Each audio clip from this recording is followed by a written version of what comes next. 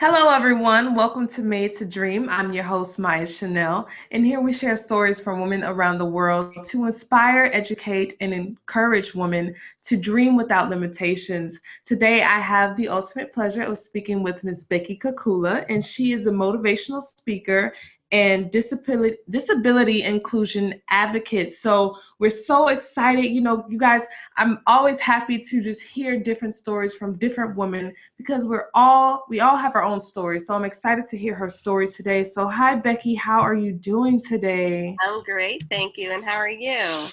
I'm awesome. So we like to open up the floor. Anyone who's been listening in, go ahead and allow the audience to know a little bit about you and what you do. Hi, everyone. So I am someone who has dwarfism, meaning that I stand 4 feet tall as an adult. And that's important information, especially in today's virtual world, but it also relates to the passion I have for advancing disability inclusion throughout the world. I think people with disabilities have often been left behind other demographics when it comes to advancing inclusion. And I continue to try to show by example, me living my everyday life, overcoming obstacles that maybe some people may think are impossible. And a lot of that and the positive outlook that I have is related to my upbringing. Parents who do not have dwarfism, who really wanted to just throw me into the world and say, you're going to figure it out. And they have given me the support from day one to let me go after things that I'm passionate about, chase my dreams, even though others may say, how could you let her do that? You're letting her go out and fall on her face. She's going to get into a lot of trouble.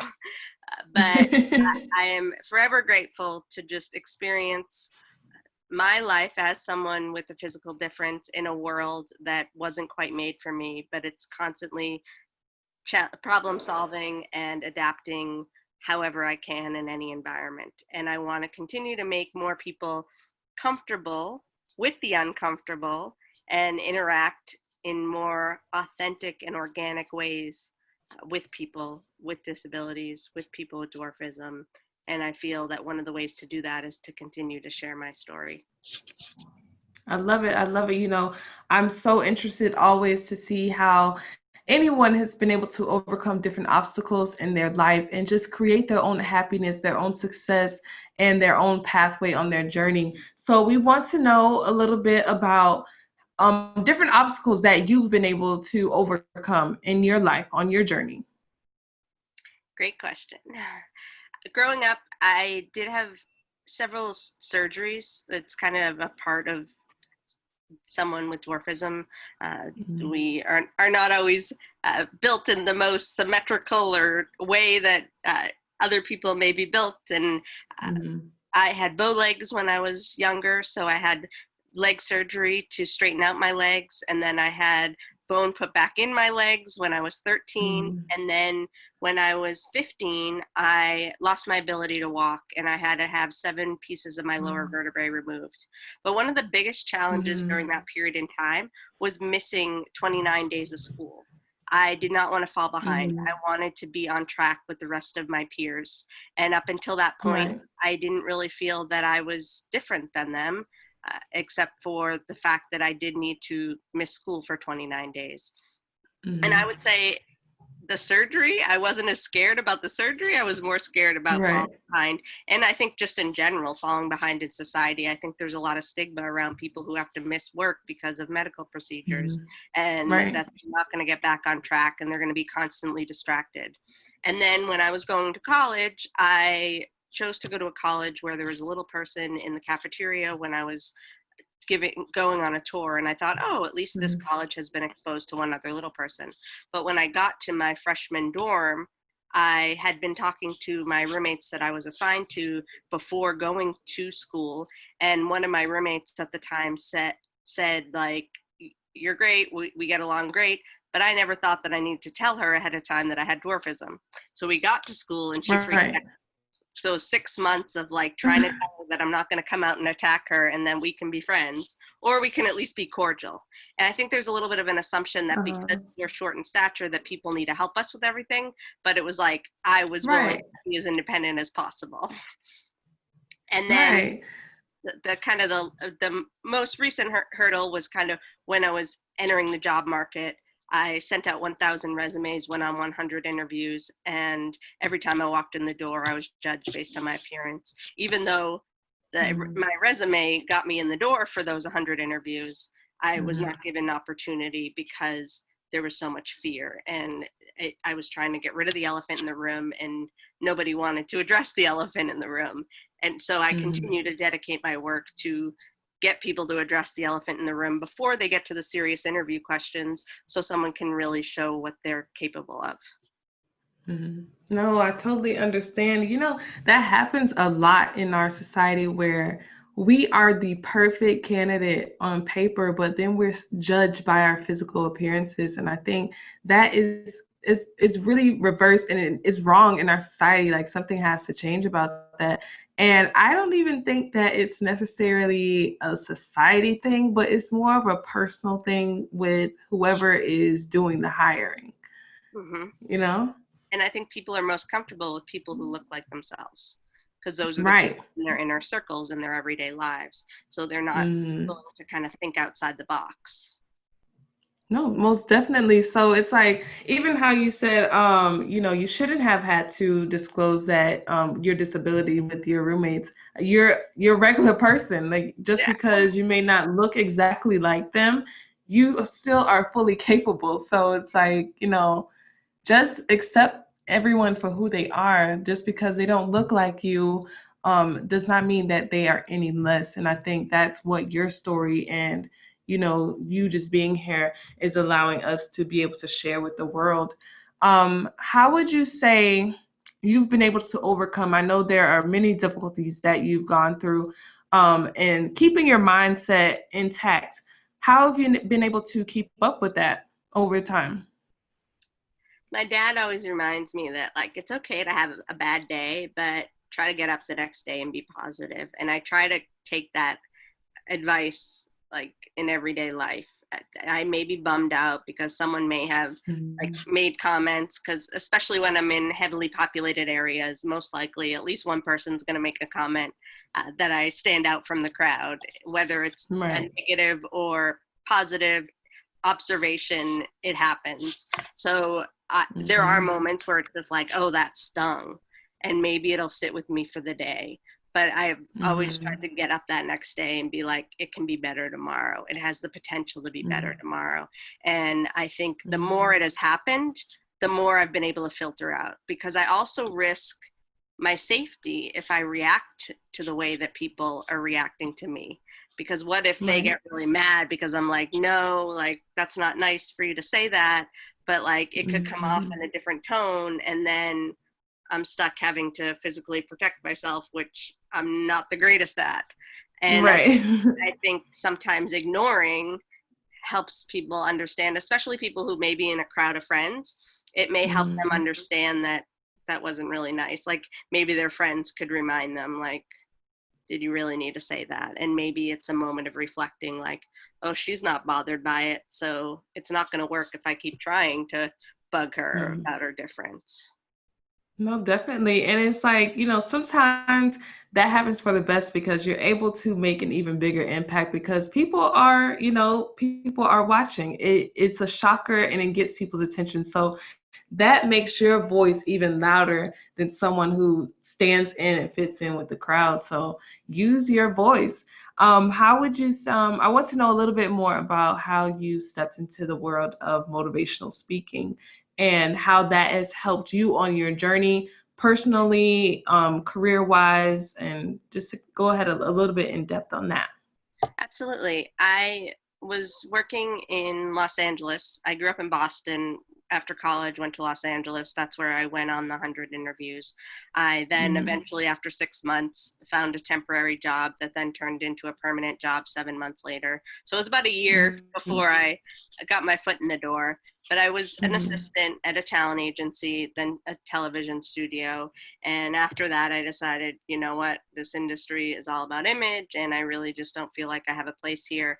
I'm going to move back home to Boston. Wasn't the best of times, because I felt that it took me so long to get my foot in the door, and then I'm like pivoting again. And I also was thinking, okay, I do want to pursue speaking in some way or another. I did start a Toastmasters club in college, so it was kind of always on my mind that I wanted to do public speaking. But I thought in my head that I had to be at a certain level of success in my career, and being an assistant in the entertainment industry for 6 years wasn't really cutting it in my mind. But my sister is a creative writing teacher at a middle school, and she said to me that her students wanted to meet me. And I thought, okay, instead of just going to hang out at your school, like wasting the day away, why don't I make it productive and start sharing my story? And I started learning that people actually wanted to hear my story. So then I reached out to different Rotary clubs, like all these free speaking opportunities just to get practice. And it was about 6 months later, this was back in 2013, that I got my first paid speech. And I thought, wow, people are taking it seriously. They asked me, what's your rate? And I thought, oh gosh, I got to make one up. And then since then, I have been to some meetings of parents of little people. Most parents of little people do not have dwarfism, so they're just trying to navigate how school life will be for their children. And they asked me to come speak at some of their children's schools so people could ask me the hard questions rather than that child. And this applies usually when a child's transitioning from elementary to middle school, and they're going to see so many more people that they haven't met before. So if I can take the elephant out of the room by sharing my story, hopefully that makes for a smoother transition. And then I was asked in November of 2013 to go to Kenya to help launch a Little People organization. And by going there, I also delivered a keynote speech and got my international title for the speaking piece. And then now, especially in a virtual world, I think I've been trying to figure out how to continue to spread the messaging. And it's amazing to think, even though these are difficult times, I've been able to get the word out even further because people are paying attention on the internet right now. I do like that human interaction as well, so hope to get back to that someday. But I think it's just finding every opportunity to practice sharing my story. And I always give people the same advice, like, get out there because you never know who can be touched by your story. No, definitely. And I love how, you took a leap. It was so difficult for you to find this position after going all those 100 interviews, and then you found the space, and then you were kind of hesitant because you were like, wow, it took me so long to do this, but you took that leap of faith, even though you know that it might have been difficult, but in the end, it turned out way better for you. So I think that's a message in itself that everyone should learn. I agree. I think everyone should take a leap of faith. And I know, especially during these times, people are going through a lot of financial difficulties, and it may not always be possible, but don't give up your side passion that could eventually turn in. And I'll be honest and transparent that since 2012, I have only made enough in speaking to probably live off of for a year, and that's total of 8 years. So I think it's important and I know that takes me raising my rate and all those things, but I think it's important for people to know that you can have side opportunities and touch lives, and it doesn't have to be the only job that you're doing. I think some people just go to that job that they don't like, but it's the means to the end. But find your passion that can be that fire while you're doing your day-to-day job that's paying the bills. Definitely. I love it. I love it. So let's talk a little bit about, I haven't asked this question in a while, different versions of success. I know that you've had to overcome different difficulties in your life. So how has your version of success or your definition of success changed over the years as you've blossomed into the person that you are today? I think I was just so caught up on the title piece when I started speaking that, oh, my only job title is assistant at a talent agency in a television studio. Who's going to want to listen to me?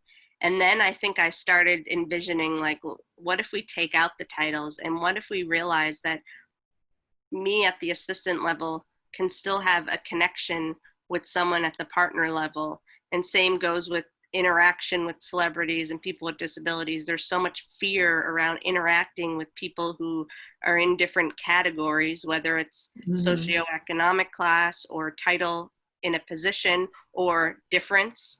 And if Mm-hmm. we start thinking about everyone being human first, and everyone has a story to tell, no matter what their title Right. may be, I think there have been a lot of movements around the thought of, even when you go to a networking event, don't just immediately ask someone what they do. Maybe find Mm-hmm. like what drives you, what's your why, Right. What do you love? passionate about, rather than going down the hole of talking about a job that they're just trying to get out or whatever it may be. Maybe it's reshaping the conversation. And I think that's what started getting me thinking, okay, a title is a title and it is necessary for structures within organizations, but it doesn't mean that someone is less than as a human being, doesn't mean they can contribute less to society. And maybe there's ways that people can get better at advocating for themselves and their worth once they get past just the title piece. No, definitely, and I totally agree. I look at it this way, in the business aspect of especially, it's like you may get to a certain position and look down on someone, but you were in that position many, many years ago. And it's the same way for, when on the job they look for experience. Mm-hmm. When I years ago I was on like different job interviews and they wanted me to have like 10 years of experience. Like, listen, I'm barely like, I've just been able to start working. How do you expect me to have 10 years of experience? Like, just the same way someone taught you, you should be, willing to teach someone else because, we're not just going to come right out the womb knowing how to do everything or have experience. So I think, those two both coincide where it's like, listen, like you were in this position once before, help someone else out, bring them up to where you are because you're not going to be there forever. And Right. And you're just human, just like they are. I think one of the ways of providing that support is giving honest and constructive feedback. I think there's a lot of stigma around like, oh, we don't want to offend. But if you Hmm. find a way to openly communicate with someone, to give them the Hmm. feedback back they need, that can then help them move up the ladder, it's Hmm. extremely beneficial. I've been telling people more recently about how in one of my more recent jobs, my boss and I got to a conversation and we reflected on a mistake that happened, but then we talked about a plan for the future. And we used the Hmm. terminology, in the future, try doing it this way, instead of Hmm. just like beating a dead horse, just Right. say, Like you didn't do this right. right, Like let's that's not gonna make anyone feel good. Right. Let's peel it apart a little, see if there's anything we can learn, but then we'll put it aside and let's plan for the future. And I think that's super effective. And it took me a very long time to get the constructive feedback I needed to learn and grow. Hmm. I love it. I love it. So what is, let's say, one quote? It doesn't have to be like verbatim someone's quote, but what's one thing that you've lived by to help get you through life, to help get you through your journey and just be able to just live day to day and find your own success? I really love Mother Teresa's quote, if you judge people, you have no time to love them. I think there's a lot of judgment and assumptions that happen before opening the doors and asking, how are you? And letting the Hmm. conversation organically go into any direction it needs to go. Right. Hmm. I love that. Me, I'm really like judgmental free because listen, if especially if someone's not doing something in a way that I would do it in my life, I'm like, listen, that's not I'm not living that life. That's their Right. life. They can live it however they want to live it. And like if they want to me to come say something or, whatever, I'm not going to sit here and judge them for it. I'm going to give them, my advice on it and keep it moving. I'm not going to sit here and make you feel bad for what you're doing or, how you're doing something. Everyone has their own right to do everything the way that they feel like it. So I I'm all agree. for that. Yeah. I'm all for that. So, what would you say is one thing you would tell women around the world, or anyone with a disability, to just get them through and encourage them, empower them to just dream without limitations? I think you're a great example of, anything is possible. We're all human. We can do anything. We can achieve anything that we put our mind to and create our own success. So, what would you say to anyone? I would say that one person's judgment is one person's judgment, and one person's no is one person's no. So you can take it and understand, obviously, it took place, but there are so many more people in the world that can support your passion, and those are the people you want to hang around with. And sometimes a no from someone gives you more fire to turn it into a yes, regardless of people's feelings. I think there's a lot of hesitation around, I'm not going to do this because I'm afraid that it's going to go against what people think that I'm capable of. But no, just go after what you're passionate about, and those who deserve to be around you will support you. Most definitely. I totally agree with that. Listen, let's keep going. Let it push you harder. Let it fuel your fire, and just do you, because at the end of the day, something's going to give. Something's going to be that right time, and you can't give up on it. So I do want to give you the opportunity to allow anyone that is tuning into this episode today to know if they want to reach you or if they want to just follow your journey. How can they do that? Of course, anyone can go to the website beckymotivates.com, BECKYMOTIVATES.com, and most of my social media handles are with that, Becky Motivates, and you can find me Becky Kekula, Facebook, LinkedIn, email beckymotivates@gmail.com. Feel free to reach out, ask questions. Happy to support everyone on their journeys as they go for their dreams as well.